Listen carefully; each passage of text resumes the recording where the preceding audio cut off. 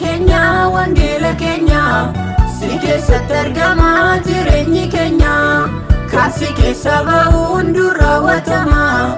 sagalee Waaqayyoo eenyutu siin falma yaa wangeela keenya si keessatti argama jireenyi keenya kaasi keessa ba'uun dura raawwatama sagalee Waaqayyoo eenyutu siin falma.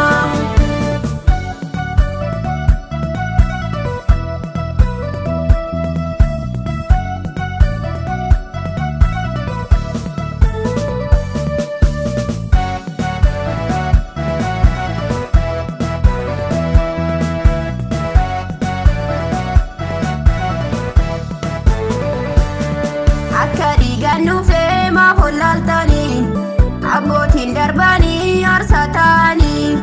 mormi isaanii darbaan biraan ga'anii kan wangeelaan deeman hunduu milkaa'anii akka dhiigaan nufe ma holaltani abbootiin darbanii aarsaa ta'anii mormi isaanii darbaan biraan ga'anii kan wangeelaan deeman hunduu milkaa'anii yaa wangeela keenya si keessatti argama jireenyi keenya kaasi keessa ba'uun dura raawwatama sagalee Waaqayyoo eenyutu siin falma yaa wangeela keenya si keessatti argama jireenyi keenya kaasi keessa ba'uun dura raawwatama sagalee Waaqayyoo eenyutu siin falma.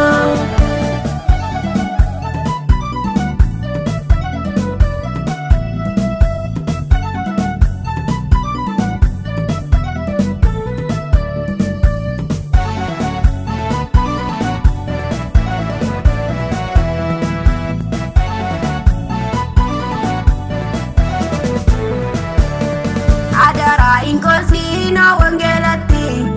isa nama geggeessa jireenyatti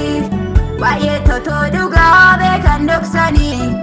daandii jireenya irraa jaallatanii dhuma isaaniif garuu maal abdatanii adaraa inkosina wangeelatti isa nama geggeessa jireenyatti baay'ee totoo dhugaa beekan dhoksanii daandii jireenya irraa jaallatanii dhuma isaaniif garuu maal abdatanii yaa wangeela keenya si keessatti argama jireenyi keenya kaasi keessa ba'uun dura raawwatama sagalee Waaqayyoo eenyutu siin falma yaa wangeela keenya si keessatti argama jireenyi keenya kaasi keessa ba'uun dura raawwatama sagalee Waaqayyoo eenyutu siin falma.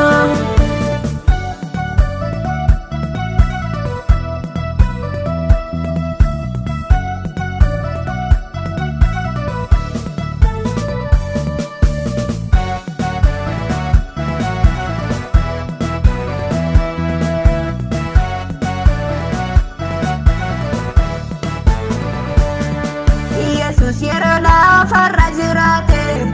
wangeela lallabuudhaaf iddoo laate amma garuu maal fakkaata jaarran keenya beekaa keenyaaf wangeelaaf iddoo laanna warri wangeelaadhaaf aarsaa taatanii itti fufaa gatiisa hin dhabdanii Yesuus yeroo lafarra jiraate wangeela lallabuudhaaf iddoo laate amma garuu maal fakkaata jaarran keenya beekaa keenyaaf wangeelaaf iddoo laanna warri wangeelaadhaaf aarsaa taatanii itti fufaa gatiisa hin dhabdanii yaa wangeela keenya si keessatti argama jireenyi keenya kaasi keessa ba'uun dura raawwatama sagalee Waaqayyoo eenyutu siin falma yaa wangeela keenya si keessatti argama jireenyi keenya kaasi keessa ba'uun